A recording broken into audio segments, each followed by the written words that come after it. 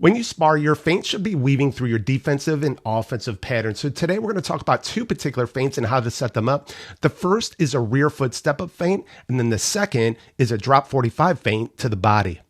First, I'm going to bring this clip of Leonard to show the mechanics of a rear foot step-up feint. Note, Leonard's weight is on his rear foot. His shoulders are square.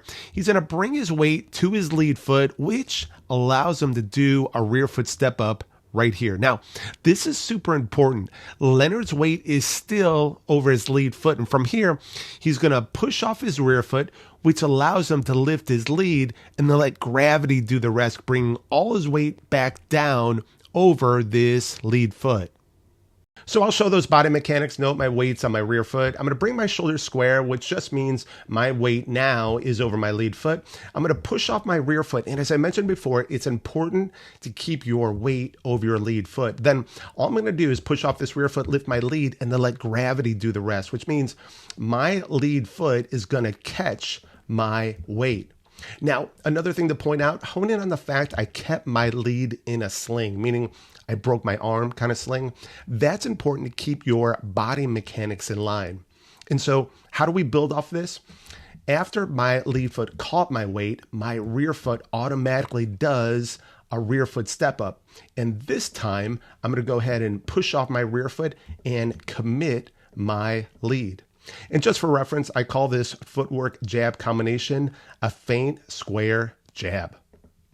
All right, let's take a peek at Hagler and how he sets up his feint. Hagler's head and weight is over this lead foot. He'll drop 45, which is just a waist bend to his open side. And from here, he's pushing off this rear foot, lifting his lead, and feinting that jab to the body. And an important note, Hagler's weight is on his rear foot. Now, in this clip, Hagler's going to continue using that feint to the body to commit to the head.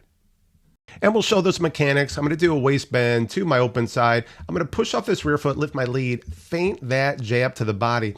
Now, as I mentioned earlier, it's important I keep my weight towards my rear foot, and that rear foot step up catches my weight. And similar to before, hone in on the fact I keep my lead in a sling. So since I kept my weight towards my rear foot, we could build off this. I could push off this rear foot a second time, but instead of feinting that jab to the body, I could commit my lead to his head.